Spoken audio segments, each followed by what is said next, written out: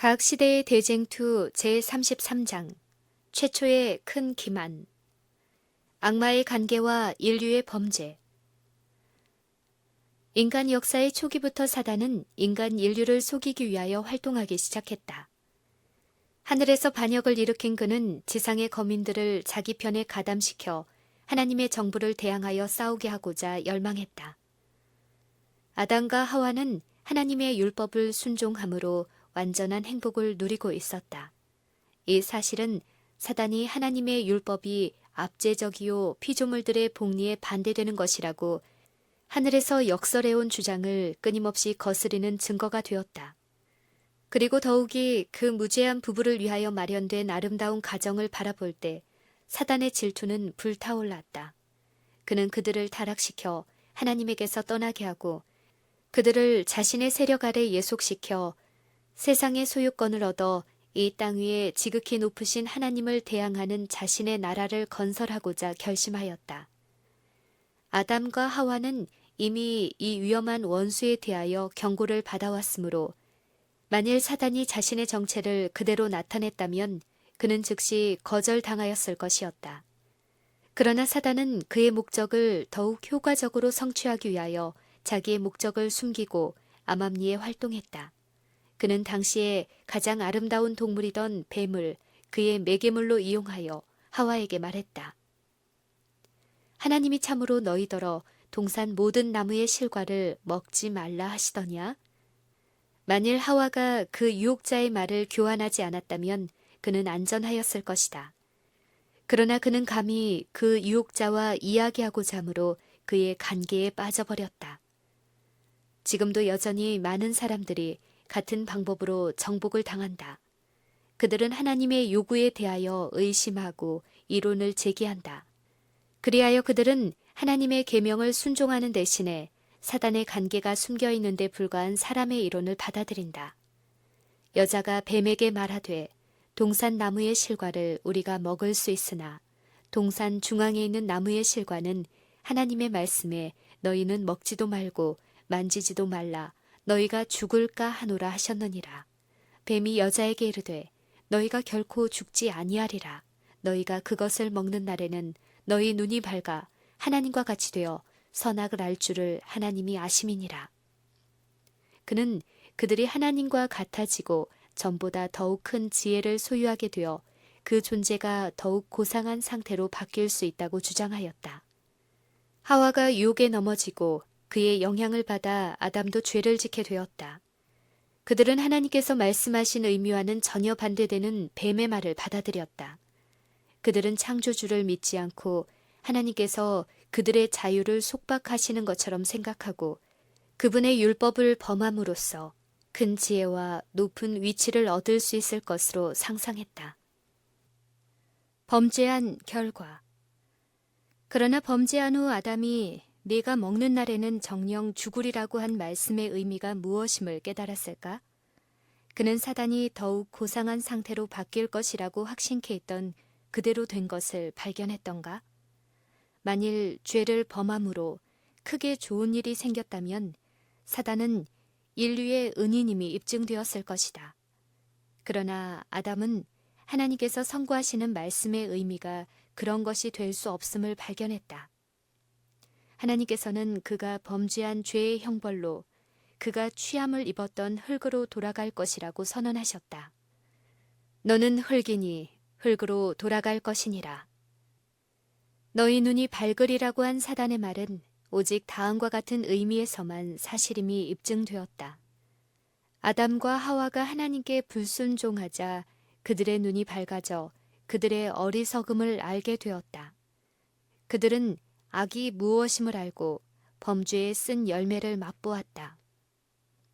에덴 동산의 중앙에는 생명나무가 자라고 있었는데 그 열매는 생명을 영원히 지속시키는 능력이 있었다. 만일 아담이 하나님께 계속해서 순종하였을 것 같으면 그는 끊임없이 자유롭게 그 나무에 접근하여 영원히 살게 되었을 것이다. 그러나 그가 죄를 범하자 그는 생명나무에 나아갈 길이 끊어져 죽음에 굴복하게 되었다. 너는 흙이니 흙으로 돌아갈 것이니라는 하나님의 선고는 완전한 생명의 파멸을 알려준다. 순종을 조건으로 사람에게 약속된 불멸은 범죄로 말미암아 잃어버린 바 되었다. 아담은 자신이 소유하지 못한 것을 그의 후손에게 전해줄 수 없었다. 그러므로 하나님께서 당신의 아들의 희생으로 불멸을 그들의 손에 닿는 곳에 두지 아니하셨을 것 같으면 타락한 인류에게 소망이 없었을 것이다. 모든 사람이 죄를 지었으므로 사망이 모든 사람에게 이르렀느니라. 그러나 그리스도께서는 생명과 썩지 아니함을 복음으로써 드러내셨다. 그러므로 오직 그리스도를 통해서만 불멸을 얻을 수 있다. 그리스도께서는 아들을 믿는 자는 영생이 있고 아들을 순종치 아니하는 자는 영생을 보지 못하리라고 말씀하셨다. 누구든지 이 조건에 부합하는 자는 이 무한히 귀한 축복을 소유할 수 있다. 참고 선을 행하여 영광과 존귀와 썩지 아니함을 구하는 모든 사람은 영생을 얻을 것이다. 아담에게 불순종할지라도 생명을 잃어버리지 않으리라고 약속한 유일의 존재는 큰 기만자뿐이었다. 그리고 에덴 동산에서 너희가 결코 죽지 아니하리라고 하와에게 말한 뱀의 선언은 영혼 불멸에 관한 최초의 설교였다. 그러나 오로지 사단의 권위에 기초를 둔 이 주장이 그리스도 교계의 강단에서 반영되고 마치 우리의 첫 조상이 그것을 받아들였던 것과 똑같이 인류의 대다수가 그것을 즐겨 받아들이고 있다. 하나님께서는 범죄하는 그 영혼은 죽을지라 라고 선언하셨지만은 범죄한 영혼은 죽지 않고 영원히 살리라는 뜻으로 해석되고 있다. 사단의 말은 이처럼 쉽게 믿으면서 하나님의 말씀에 관하여 그처럼 불신하는 사람들의 이상한 반향에 대하여 우리는 놀라지 않을 수 없다. 만일 사람이 타락한 후에도 생명나무에 접근할 수 있는 자유가 허용되었다면 영원히 살 수 있게 된 것은 물론 따라서 죄도 사라지지 않고 영속되었을 것이다. 그러나 구룹 천사와 불꽃 검이 생명나무의 길을 지켰으므로 아담의 가족 중 한 사람도 그 장벽을 통과하여 생명을 주는 열매를 먹을 수 있도록 허용되지 않았다. 그러므로 죽지 않을 죄인은 한 사람도 없다. 사단의 마수. 인류의 타락 후 사단은 그의 사자들에게 사람의 선천적 불멸성에 대한 신조를 가르치기 위하여 특별한 노력을 하도록 명령했다. 그리고 이 오류를 받아들이도록 미혹당한 사람들이 죄인은 영원한 불행 중에 살아야 한다는 결론을 내리도록 인도하였다. 대리자들을 통하여 활동하고 있는 암흑의 왕은 하나님을 보복심이 많은 폭군처럼 나타내되 그분께서 당신이 좋아하지 않는 자들을 모두 지옥에 던져넣고 그들에게 언제나 그분의 분노를 느끼게 해주고 그들이 영원한 불꽃 속에서 말할 수 없이 고통을 당하고 괴로워 몸부림치는 동안 그들의 창조주는 만족한 마음으로 그들을 내려다보신다고 주장한다. 이와 같이 사단은 자기의 특성을 인류의 창조주시며 은인이신 하나님께 돌린다. 잔인성은 사단의 본성이다. 그러나 하나님은 사랑이시다. 그리고 그분께서 창조하신 모든 것은 최초의 큰 반역으로 죄가 들어오기 전까지는 순결하고 거룩하고 사랑스러웠다. 사단 자신은 인류를 범죄하도록 유혹하고 할 수 있는 대로 사람을 멸망시키는 원수다. 그리고 그는 사람을 자기의 희생물로 확실하게 장악한 다음에 자기가 초래케한 그 파멸을 보고 기뻐 날뛰고 있다. 그는 할 수만 있으면 온 인류를 자신의 그물 안으로 쓸어 넣으려고 한다. 하나님의 능력이 개입하지 않는다면 아담의 자손은 하나도 피하지 못할 것이다. 오늘날도 사단은 옛날 우리의 첫 조상들을 정복했던 것과 마찬가지로 창조주께 대한 사람들의 믿음을 흔들고 하나님의 정부의 지혜와 그분의 율법의 공의로움을 의심하게 함으로써 오늘날 사람들을 정복하기 위하여 애쓰고 있다. 사단과 그의 사자들은 자기들의 극악성과 반역을 정당화시키기 위하여 하나님을 그들 자신보다 더욱 나쁘게 나타낸다. 큰 기만자는 자기 자신의 성격에 있는 무서운 잔인성을 하나님 아버지께 전가시키고 자기가 그런 불공평한 통치자에게 복종하기를 원치 않았기 때문에 하늘에서 추방되어 매우 그릇된 대우를 받는 것처럼 자기 자신을 나타내고자 애쓰고 있다. 그는 여호와의 가혹한 명령에 속박되는 것보다 자기의 관대한 지배 아래 있는 것이 자유라고 세상에 선전한다. 이와 같이 그는 사람의 마음을 미혹하여 하나님께 대한 충성을 버리게 하는 일에 성공을 거두고 있다. 사단이 만든 영원 지옥설. 죽은 악인들이 영원히 불타고 있는 지옥에서 불과 유황으로 고통을 받는다는 것과 사람이 짧은 일생에 범한 죄 때문에 하나님께서 살아계시는 동안 내내 고통을 받아야 한다는 교리는 사랑과 자비의 감정에 비추어 볼 때, 그리고 심지어 공의에 대한 우리 자신의 견해에 비추어 볼 때에도 얼마나 모순되는가. 그러나 이 교리는 널리 유포되어 있고 지금도 많은 그리스도교의 신경이 되고 있다. 어떤 유명한 신학 박사는 말했다. 지옥에서 고통당하는 광경은 성도들의 행복을 영원히 증진시켜 줄 것이다.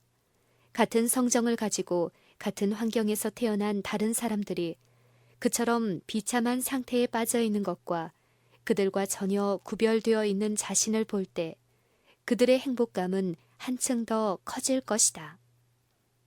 또 다른 한 사람은 다음과 같은 말을 했다. 진노를 받는 자들을 위해 영원한 형벌이 집행되고 그 고난의 연기가 자비를 받은 자들의 눈앞에서 피어오를 때 비참한 자들의 운명을 면한 그들은 아멘 할렐루야 주님을 찬송할지어다 라고 부르짖을 것이다. 하나님의 말씀인 성경 어느 페이지에서 이런 말을 찾을 수 있는가? 구속을 받은 하늘에 있는 자들이 자비와 동정의 감정, 그리고 보통 사람들에게 있는 정서마저도 모두 잃어버렸다고 생각할 수 있겠는가? 그들이 스토아 철학자들처럼 냉정해지고 야만인처럼 잔인하게 되는가? 아니다. 결코 그렇지 않다. 그것은 하나님의 책이 가르치는 바가 아니다. 이미 인용한 것과 같은 말을 하는 사람들은 학식 있고 또한 정직한 사람들일 것이다. 그러나 그들은 사단의 궤변에 속임을 당하고 있다. 사단은 그들에게 성경의 강한 표현들을 곡해하게 하고 창조주께 속하지 않고 자기에게 속한 악의와 원한의 뜻을 성경 구절에 붙인다. 주 여호와의 말씀에 나는 악인의 죽는 것을 기뻐하지 아니하고 악인이 그 길에서 돌이켜 떠나서 사는 것을 기뻐하노라. 돌이키고 돌이키라. 너의 악한 길에서 떠나라. 어찌 죽고자 하느냐.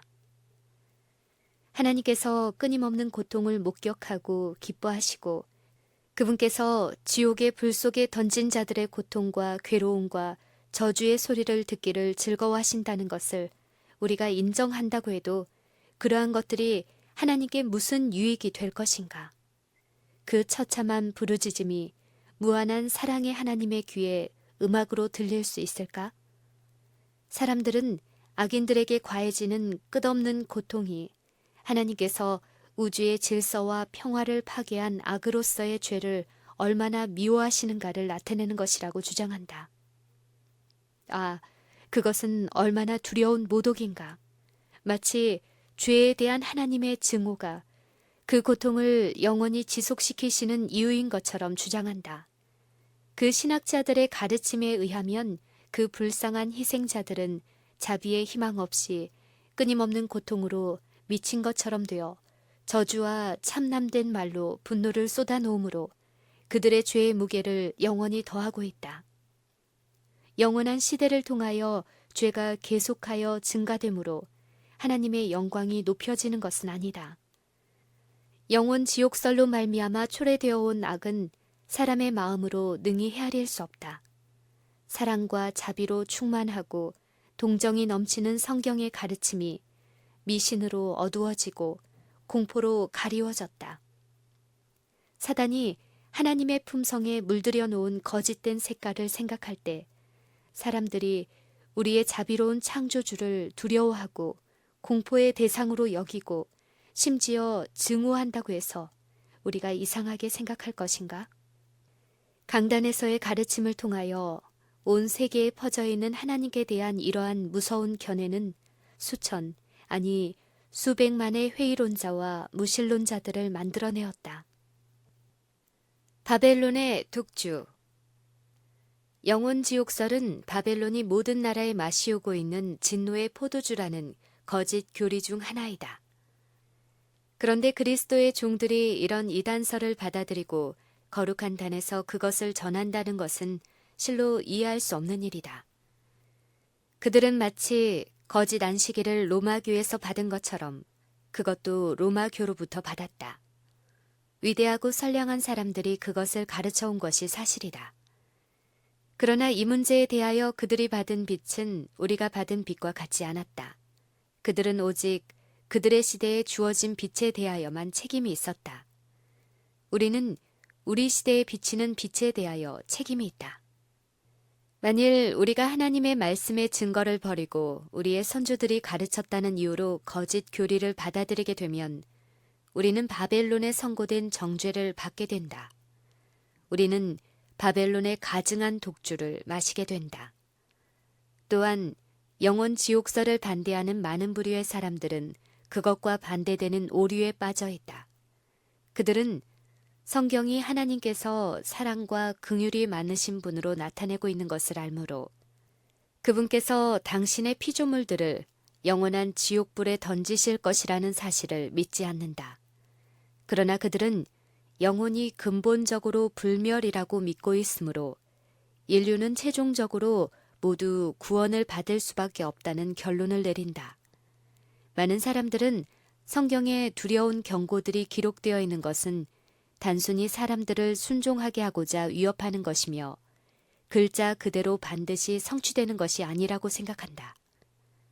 그러므로 죄인이 비록 이기적 쾌락을 계속하고 하나님의 요구를 무시할지라도 최후에는 하나님의 은총을 받을 것을 기대할 수 있게 된다. 이러한 교리는 하나님의 자비만 생각하고 그분의 공의를 무시하기 때문에 육신적 마음을 즐겁게 하고 악인들로 하여금 죄악을 범하기에 담대하게 해준다. 보편 구제설을 믿는 자들이 그들의 영혼을 파멸시키는 교리를 지지하기 위하여 어떻게 성경을 곡해하고 있는지 보여주는 데는 그들 자신의 말을 인용하는 것으로 충분하다. 갑작스런 사고로 즉사한 믿지 않는 청년의 장례식에서 보편 구제설을 믿는 한 목사는 다윗에 관하여 쓴 성경절, 곧 암논은 이미 죽었으므로 왕이 위로를 받았음이더라 라는 구절을 인용하였다. 그 설교자는 말하였다. 나는 죄 가운데서 이 세상을 떠나자 혹 술 취한 상태에서 죽은 자, 범죄로 새빨갛게 물든 그들의 두루마기를 씻지 못한 채 죽은 자, 이 청년처럼 아직 신앙을 고백하지 못하고 믿음의 경험을 갖지 못한 채 죽은 자들의 운명이 어떻게 될 것인가 하는 질문을 종종 받는다. 우리는 성경에서 만족을 얻는다. 성경이 이 두려운 문제에 관하여 답을 해주기 때문이다. 암논은 참으로 죄를 많이 지었고 회개하지 않았다. 그는 술주정뱅이로 술에 취한 채 죽임을 당했다. 다윗은 하나님의 선지자였다. 그는 암논이 내세에서 좋은 일을 당할 것인지 나쁜 일을 당할 것인지 기륭을 알았음에 틀림없다. 다윗은 그의 심정을 어떻게 표현하였는가? 다윗 왕의 마음이 압살롬에게 향하여 간절하니 암논은 이미 죽었으므로 왕이 위로를 받았음이더라. 이 말에서 어떤 결론을 추리할 수 있는가? 영원한 고통이란 다윗의 신앙에서 찾아볼 수 없지 않은가. 우리는 그렇게 확신한다. 그러므로 우리는 여기에서 최종적으로 보편적인 순결과 평안에 관한 더욱 기쁘고 더욱 광명하고 더욱 박애적인 가설을 지지하는 당당한 논증을 발견하게 된다. 그는 자기 아들이 죽은 것을 보고 위로를 받았다. 그러면 왜 그러했던가? 그는 예언적 안목으로 영광스러운 미래를 내다보고 그 아들이 온갖 시험에서 벗어나고 속박에서 해방되어 죄악적 부패에서 순화되고 완전히 거룩하고 지혜롭게 된 후 이미 승천하여 즐거움을 누리는 영혼들의 무리에 가담하는 것을 볼 수 있었다. 그의 유일한 위로는 그의 사랑하는 아들이 죄와 괴로움의 현 상태에서 놓여나서 성령의 거룩한 입김이 그의 어두워진 영혼에 내어 뿜어질 곳으로 가서 그의 영혼이 하늘의 지혜와 영원한 사랑의 즐거움으로 일깨움을 받고 품성의 성화를 얻어 하늘 거민들의 안식과 교제를 같이 나누는 데 있었다. 이렇게 생각할 때 우리는 하늘의 구원이 우리가 이 생에서 행한 일에 전혀 좌우되는 것이 아니며 또한 현재의 심적 변화나 신앙이나 신앙 고백에 달린 것이 아니라는 것을 믿을 수 있으리라고 생각한다. 하나님의 자비에 대한 곡해. 그리하여 그리스도의 종이라고 공언하는 사람이 에덴에서 뱀이 말한 거짓말, 곧 너희가 결코 죽지 아니하리라. 너희가 그것을 먹는 날에는 너희 눈이 밝아 하나님과 같이 되리라는 말을 되풀이한다. 그는 가장 비열한 죄인, 곧 살인자와 도둑과 간음한 자들도 죽은 후에는 영원한 복지에 들어갈 준비가 이루어질 수 있다고 주장한다. 그러면 이처럼 성경을 곡해하는 자는 어디에서 자신의 결론을 끌어오는가? 그는 다윗이 하나님의 섭리에 순종하는 마음을 나타낸 단 하나의 문장에서 그 결론을 취한다. 다윗 왕의 마음이 압살롬에게 향하여 간절하니 암논은 이미 죽었으므로 왕이 위로를 받았음이더라. 그의 슬픔의 강도는 시간이 지남에 따라 약해져서 그의 마음은 죽은 자에게서 산아들, 곧 죄의 형벌을 두려워하여 스스로 도망간 아들 압살롬에게로 돌아갔다. 그런데 이 구절이 근친상간의 죄를 범한 술주정뱅이 암논이 죽은 즉시 복된 곳으로 가서 거기서 순결해지고 죄 없는 천사들과 교제할 자격을 얻게 된 증거가 된다고 한다. 그것은 육신적 마음을 만족시키기에 참으로 적절하게끔 지어낸 이야기가 아닌가. 이것은 사단 자신이 만든 것으로서 그의 일을 효과적으로 해주는 교리이다. 이런 교리로 말미암아 죄악이 편만해지고 있는 것은 당연한 일이 아니겠는가. 이 한 거짓 교사가 따르는 노선은 다른 많은 거짓 교사들이 따르는 노선을 예시해 준다. 성경의 몇 구절들을 그 문맥과 상관없이 끊어내어 그 본래의 의미와 전혀 반대로 해석하는 경우가 많다. 그리하여 그처럼 조리가 서지 않는 구절들을 왜곡시켜 성경상에 아무 근거도 없는 교리를 증명하는 데 사용한다. 술주정뱅이 암논이 하늘에 있다는 증거로 인용한 증언은 술 취한 자가 하늘나라를 얻지 못하리라고 한 분명하고 솔직한 성경 말씀에 완전히 반대되는 하나의 추론에 불과하다. 이런 모양으로 의심하는 자, 믿지 않는 자, 회의론자들은 진리를 거짓말로 바꾼다. 그리하여 많은 사람들은 그 사람들의 궤변에 속아서 육적 안정이라는 요람에서 잠을 자고 있다. 만일 모든 사람들의 영혼이 죽는 시간에 하늘로 직접 가는 것이 사실이라면 우리는 살아있는 것보다 죽는 것이 더 좋을 것이다. 많은 사람들이 이와 같은 신조에 의하여 스스로 생명을 끊게 되었다. 곤란과 번민과 실망으로 마음이 눌릴 때 자기의 가냘픈 생명의 줄을 끊어버리고 영원한 세계의 복락을 향하여 날아가는 것은 매우 쉬운 일인 것처럼 보인다. 율법의 무시와 형벌. 하나님께서 당신의 율법을 범한 자들을 벌하실 것에 대하여 당신의 말씀을 통하여 분명한 증거를 주셨다. 그분께서 무한히 자비하심으로 죄인에게 심판을 집행하지 않으신다고 스스로 안심하는 자들은 갈바리의 십자가를 쳐다보아야 한다.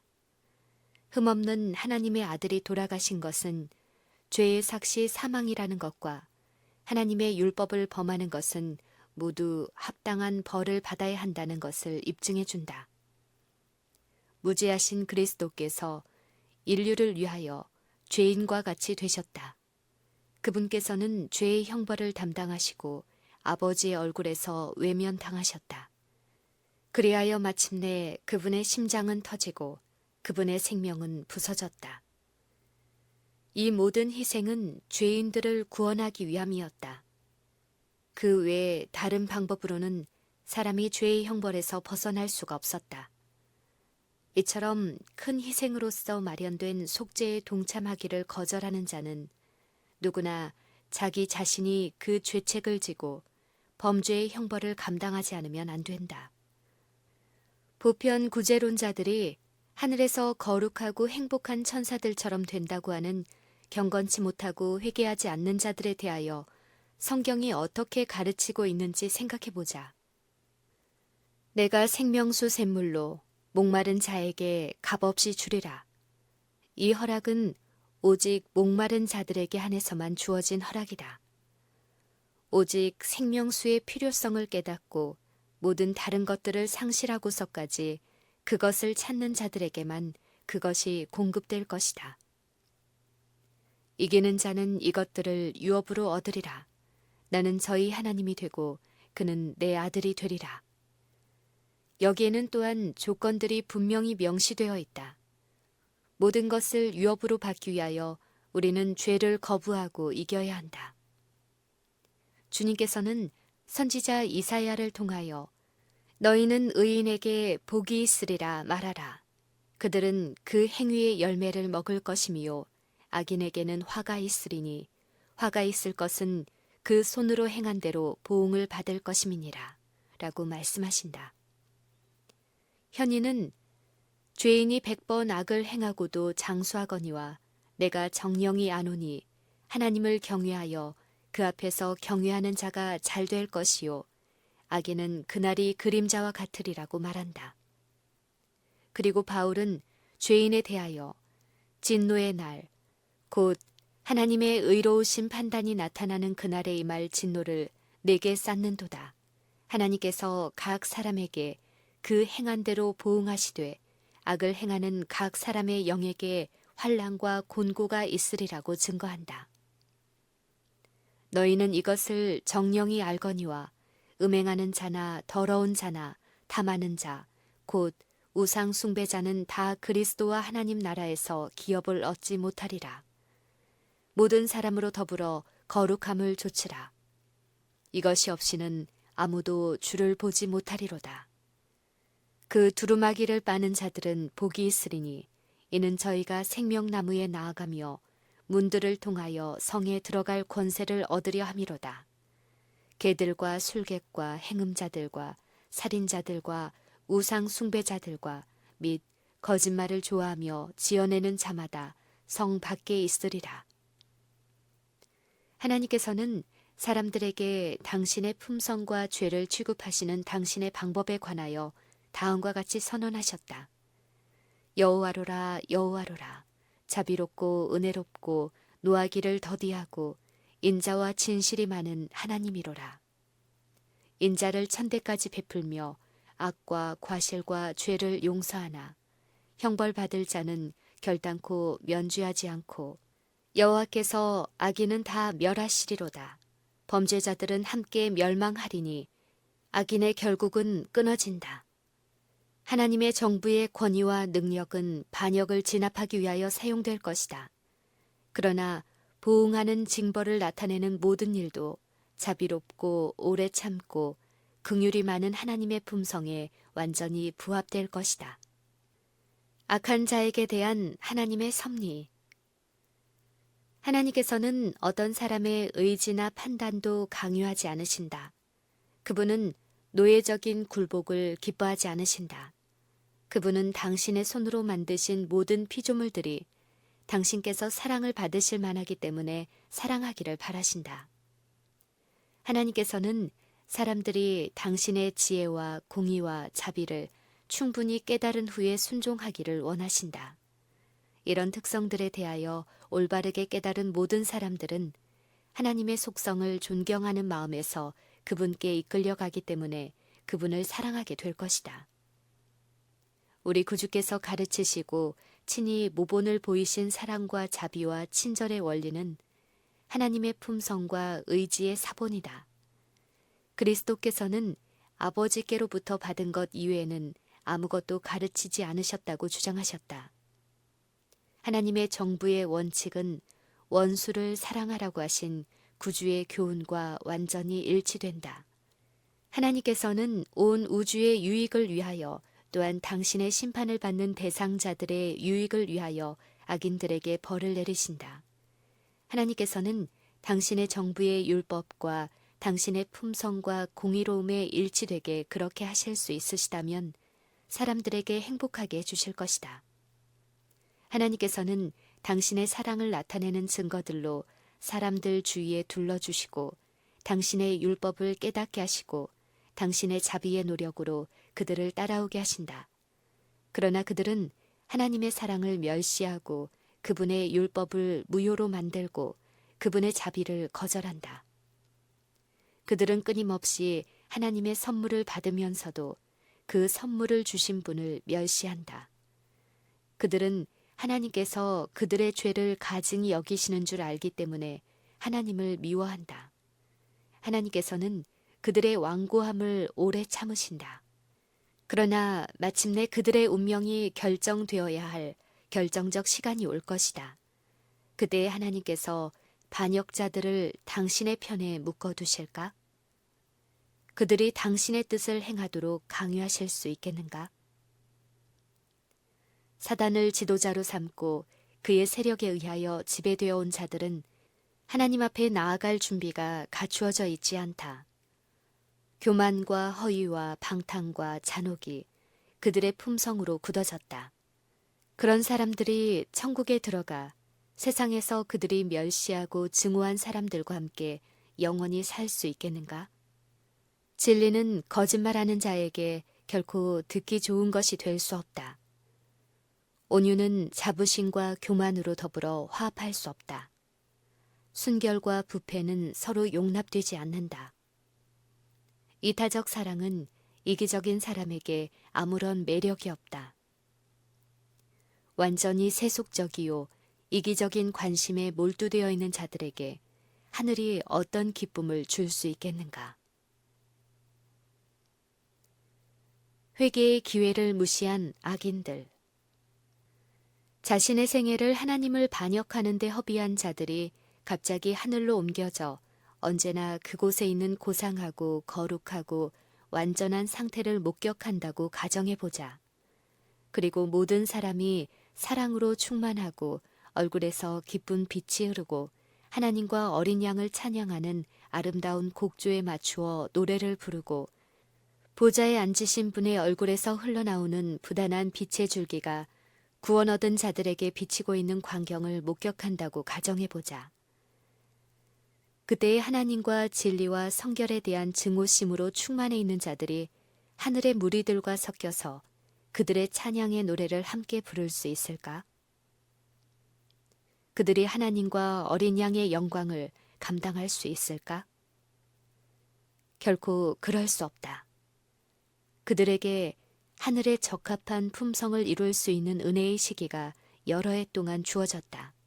그러나 그들은 순결을 좋아하는 마음을 배양하지 않고 하늘의 방언을 결코 배우지 않았으므로 이제는 너무 늦었다. 하나님을 반역한 생애가 그들을 하늘에 적합하지 못하게 만들었다. 그러므로 하늘의 순결과 성결과 평화는 그들에게 괴로움이 되고 하나님의 영광은 태우는 불이 될 것이다. 그들은 그 거룩한 곳에서 피하기를 원할 것이다. 그들은 그들을 구속하기 위하여 돌아가신 분의 얼굴을 보지 않기 위하여 차라리 멸망받기를 원할 것이다. 악인의 운명은 그들 자신의 선택에 의해서 정해진다. 그들이 하늘에서 제외되는 것은 그들 스스로 자원해서 되는 일이며 하나님의 입장에서 볼 때 그것은 공의롭고 자비로운 처사이다. 마치 홍수 때의 물과 같이 마지막 날의 불은 악인들의 불의가 도무지 고쳐질 수 없다는 하나님의 판결을 선포한다. 악인들은 하나님의 권위에 복종할 의향이 없다. 그들의 의지는 반역에 사용되어 왔다. 그러므로 생명이 끊어졌을 때 그들의 생각을 반대 방향으로 돌리기에는 때가 너무 늦었다. 범죄에서 순종으로, 증오에서 사랑으로 돌이키기에는 시기가 너무 늦었다. 하나님께서는 살인자 가인을 살려두심으로 죄인에게 마음대로 죄악의 길을 계속해서 걷도록 허용하는 결과가 어떤 것인지에 대한 예증을 세상에 보이셨다. 가인의 가르침과 모본의 영향으로 그의 자손들의 다수가 죄에 빠지게 되어 마침내 사람의 죄악이 세상의 관영함과 그 마음의 생각의 모든 계획이 항상 악할 뿐이었다. 온 땅이 하나님 앞에 폐괴하여 강포가 땅에 충만하게 되었다. 하나님께서는 세상에 대한 자비로서 노아 시대의 악한 거민들을 제거해 버리셨다. 그분께서는 자비로서 부패한 소돔의 거민들을 멸망시키셨다. 사단의 기만적 능력으로 악을 행하는 자들은 찬성과 칭찬을 받음으로 다른 사람들을 끊임없이 반역으로 인도한다. 가인의 시대, 노아의 시대, 아브라함의 시대, 롯의 시대에 그러하였고 또한 오늘날 우리의 시대에도 역시 그렇다. 하나님께서 당신의 은혜를 거절하는 자들을 최종적으로 멸망시키는 것은 우주에 대한 자비에서이다. 죄의 삭슨 사망이요 하나님의 은사는 그리스도 예수 우리 주 안에 있는 영생이니라.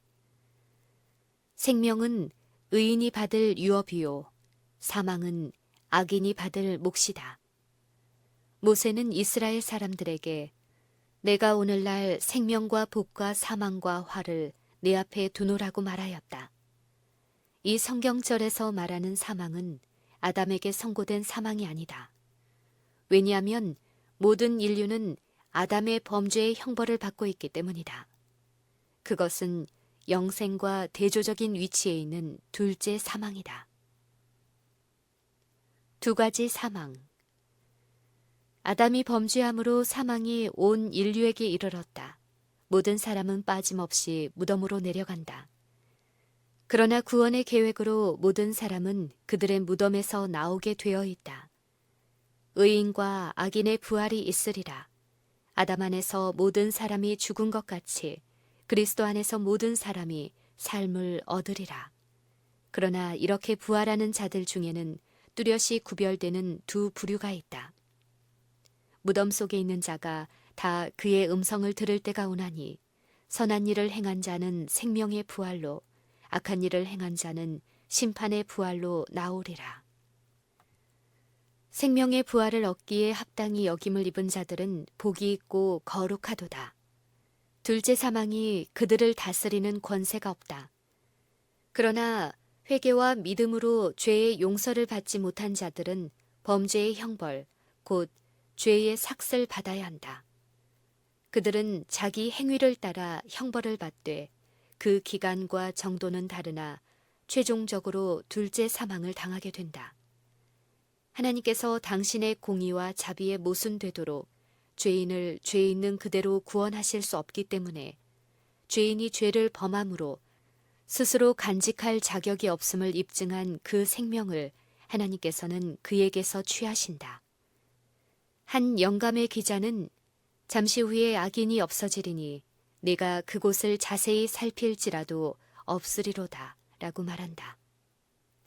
또한 사람은 본래 없던 것 같이 되리라. 그들은 오명으로 덮인 채 소망 없는 영원한 멸망으로 빠져들어간다. 이리하여 죄와 그 결과로 초래된 불행과 파멸은 모두 종식된다. 시편 기자는 악인을 멸하시며 저희 이름을 영영이 도말하셨나이다. 원수가 끊어져 영영이 멸망하였나이다. 라고 말한다.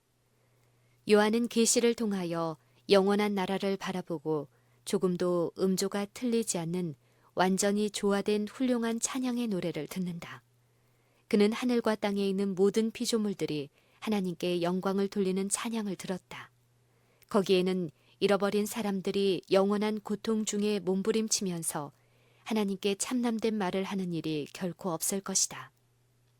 거기에는 구원 얻은 자의 찬미 소리와 함께 지옥에 있는 불쌍한 사람들이 부르짖는 소리가 혼합되어 들리지 않을 것이다. 죽은 후의 상태.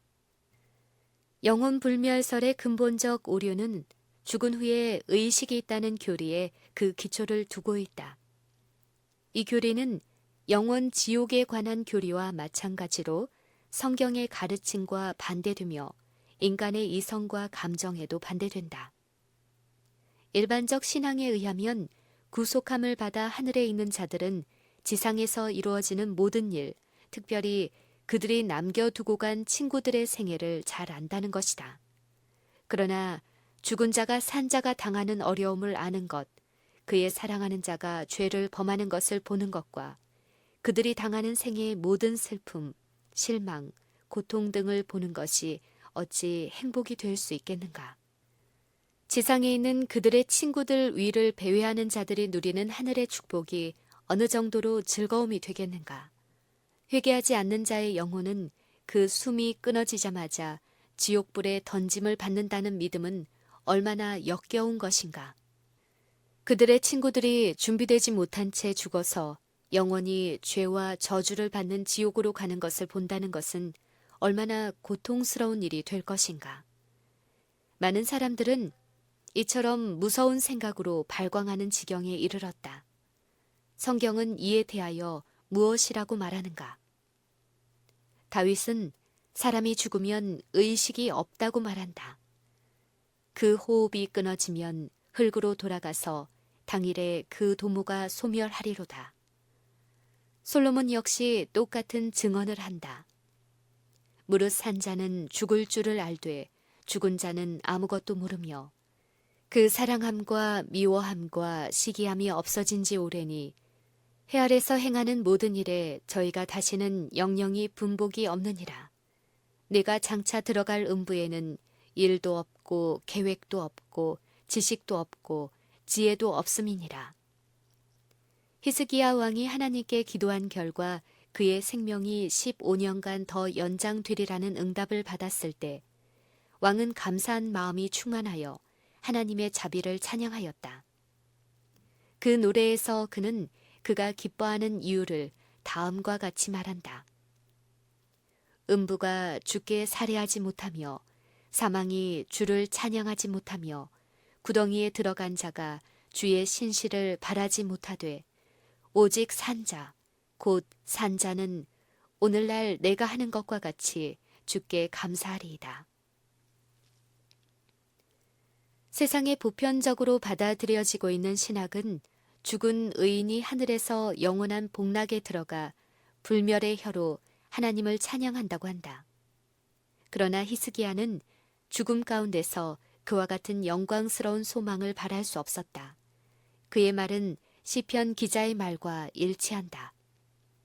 사망 중에서는 주를 기억함이 없사오니 음부에서 주께 감사할 자 누구리이까? 죽은 자가 여호와를 찬양하지 못하나니 적막한 데 내려가는 아무도 못하리로다. 오순절에 베드로는 부조 다윗이 죽어 장사되어 그 묘가 오늘까지 우리 중에 있도다. 다윗은 하늘에 올라가지 못하였다고 주장했다. 다윗이 부활할 때까지 그 무덤에 머물러 있다는 사실은 의인이 죽을 때 승천하는 것이 아님을 증거한다. 다윗이 마침내 하나님의 오른편에 앉게 되는 것은 다만 부활을 통하여 그리고 그리스도께서 부활하신 사실을 힘입어 성취된다. 그리고 바울은 만일 죽은 자가 다시 사는 것이 없으면 그리스도도 다시 사신 것이 없었을 터이요. 그리스도께서 다시 사신 것이 없으면 너희의 믿음도 헛되고 너희가 여전히 죄 가운데 있을 것이요. 또한 그리스도 안에서 잠자는 자도 망하였으리라고 말하였다. 만일 4,000년 동안 의인이 죽을 때에 즉시 승천하였을 것 같으면 바울이 어떻게 부활이 없으면 그리스도 안에서 잠자는 자도 망하였으리라고 말할 수 있었겠는가? 만일 그렇다면 부활은 전혀 필요 없을 것이다. 부활에 대한 사도들의 신앙. 순교자 틴덜은 죽은 자의 상태에 대하여 다음과 같이 말하였다. 나는 죽은 자들이 이미 그리스도와 함께 완전한 영광에 참여하였거나 하나님의 택하신 천사들과 같은 상태에 있다는 것을 납득할 수 없음을 공언한다.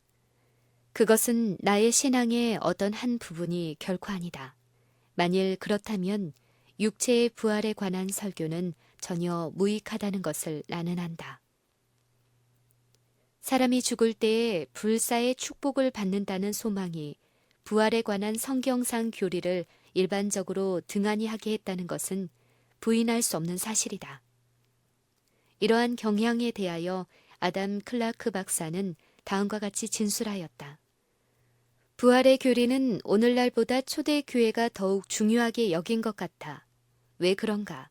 사도들은 항상 부활에 대하여 주장하였고 하나님을 따르는 자들은 부활을 통하여 근면하고 순종하고 즐거워하도록 격려를 받았다. 그런데 그들의 후계자들은 오늘날 그것을 좀처럼 말하고 있지 않는다. 사도들은 그렇게 설교하였고 초기의 그리스도인들은 그렇게 믿었다. 만일 우리가 그렇게 전하면 우리의 청중들도 그렇게 믿게 될 것이다. 복음의 교리에서 이것처럼 중대한 교리가 없는데도 불구하고 오늘날의 강단에서 이것처럼 등한시되는 교리가 없다. 이런 상태가 계속되어 마침내 영광스러운 부활의 진리가 그리스도 교계에서 거의 희미해지고 사라질 지경까지 이르렀다. 그리하여 유명한 어떤 종교 저술가는 데살로니가전서 4장 13절로 18절에 있는 바울의 말을 다음과 같이 주의하고 있다. 의인들의 복스런 불멸의 교리는 의심스러운 주의 재림에 대한 교리를 대신하여 실제로 우리에게 위로를 준다. 우리가 죽을 때 주님께서 우리에게 오신다. 그것은 우리가 기다리고 깨어 있어야 할 이유이다. 죽은 자는 이미 영광 중에 들어가 있다. 그들은 그들의 심판과 축복을 고하는 나팔 소리를 기다리지 않는다. 그러나 예수님께서 당신의 제자들을 떠나시려 할 때 그들이 미구에 당신께로 올 것이라고 하지 않으셨다. 그분께서는 내가 너희를 위하여 처소를 예비하러 가노니 가서 너희를 위하여 처소를 예비하면 내가 다시 와서 너희를 내게로 영접하여 나 있는 곳에 너희도 있게 하리라고 말씀하셨다. 그리고 바울은 그 사실을 더욱 자세하게 우리에게 알려준다. 주께서 호령과 천사장의 소리와 하나님의 나팔로 친히 하늘로 쫓아 강림하시리니 그리스도 안에서 죽은 자들이 먼저 일어나고 그 후에 우리 살아남은 자도 저희와 함께 구름 속으로 끌어올려 공중에서 주를 영접하게 하시리니 그리하여 우리가 항상 주와 함께 있으리라. 그리고 그는 그러므로 이 여러 말로 서로 위로하라고 부언한다. 이 위로의 말씀과 이미 인용한 보편 구제론을 믿는 목사의 말은 얼마나 큰 대조를 이루는가. 그 목사는 남아있는 친구들에게 그 죽은 자가 아무리 죄악적인 생애를 살아왔다 할지라도 그가 운명할 때 천사들에게 영접을 받는다는 말로 확신 있게 위로하였다. 그러나 바울은 장차 있을 그리스도의 재림을 형제들에게 알려주고 그때에 무덤의 속박을 깨트리고 그리스도 안에서 죽은 자들이 영생으로 부활할 것이라고 말한다. 누구든지 그 복된 하늘집에 들어가기 전에 그들의 생애가 조사받고 그들의 품성과 행위가 하나님 앞에 통과되어야 한다. 모든 사람은 책에 기록된 대로 심판을 받고 그들의 행위에 따라 보응을 받는다. 그 심판은 사람이 죽을 때에 받는 것이 아니다. 바울의 말에 유의해 보라. 이는 정하신 사람으로 하여금 천하를 공의로 심판한 날을 작정하시고 이에 저를 죽은 자 가운데서 다시 살리신 것으로 모든 사람에게 믿을 만한 증거를 주셨음이니라. 여기서 사도는 세계의 심판을 위한 특별한 때, 곧 미래의 어떤 때가 작정되었다고 분명히 말했다. 동일한 기간에 대하여 유다는 다음과 같이 말한다. 자기 지위를 지키지 아니하고 자기 처소를 떠난 천사들을 큰 날의 심판까지 영원한 결박으로 흑암에 가두셨다. 그리고 그는 다시 에녹의 말을 인용한다. 보라, 주께서 그 수만의 거룩한 자와 함께 임하셨나니 이는 뭇사람을 심판하사 저희를 정죄하려 하심이라. 요한은 내가 보니 죽은 자들이 물론 대소하고 그 보좌 앞에 섰는데 책들이 펴 있고 죽은 자들이 자기 행위를 따라 책들에 기록된 대로 심판을 받더라고 말한다.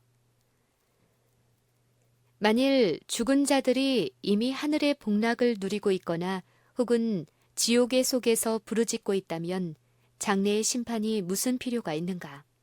이런 중대한 문제들에 대한 하나님의 말씀의 가르침은 애매하거나 모순되지 않는다. 그 문제들은 보통의 두뇌로 충분히 이해할 수 있다. 그러면 솔직한 마음을 가진 사람들이 오늘날 보급되어 있는 이런 교리에서 지혜와 공의를 발견할 수 있을까? 의인들이 오랫동안 하나님 앞에 거하다가 심판의 때에 그들의 사건을 조사받고 잘하였도다, 착하고 충성된 종아, 내 주인의 즐거움에 참여할지어다 라는 명령을 받을 것인가? 그리고 악인들은 고통의 장소에서 끌려나와 온 땅의 심판장에게 저주를 받을 너희여 나를 떠나 영영한 불에 들어가라 라는 선고를 받게 되는가? 아, 그것은 얼마나 어리석은 말인가. 그것은 하나님의 지혜와 공의에 대한 수치스러운 모독이다. 영혼 불멸설은 로마교가 다신교에서 가져와 그리스도교로 들여보낸 거짓 교리들 중 하나였다. 마틴 루터는 그것을 로마 법왕의 교령의 쓰레기 더미의 부분을 이루고 있는 귀괴한 이야기로 분류했다. 솔로몬이 전도서에서 죽은 자는 아무것도 알지 못한다고 한 말을 그 종교 개혁자는 다음과 같이 주의한다. 또 다른 곳에서도 죽은 자는 아무 감각이 없다는 것을 증명하고 있다. 거기에는 의무도, 과학도, 지식도, 지혜도 없다고 그는 말한다. 솔로몬은 죽은 자가 잠을 자고 있으며 아무런 감각도 없다고 판단한다. 죽은 자들은 일단 누우면 날이나 해가 지는 것을 계산하지 못한다. 그러나 그들이 깨어날 때에 그들은 잠깐 동안 잔 것처럼 생각할 것이다. 마지막 나팔 소리. 사람이 죽을 때 의인은 상급을 받고 악인은 형벌을 받는다는 말을 성경 어느 곳에서도 찾을 수 없다. 부조들과 선지자들도 그런 증언을 하지 않았다. 그리스도와 사도들도 그런 일에 대하여 암시조차 하지 않았다. 성경은 사람들이 죽는 즉시 승천하지 않음을 분명히 가르치고 있다. 그들은 부활할 때까지 자고 있는 것으로 표현되어 있다. 은줄이 풀리고 금 그릇이 깨어지는 바로 그날에 그 사람의 생각은 없어진다. 무덤에 내려가는 자들은 침묵 중에 있다. 그들은 해 아래서 행해지는 것은 아무것도 알지 못한다. 그것은 피곤한 의인들에게 주어지는 복된 휴식이 아닌가.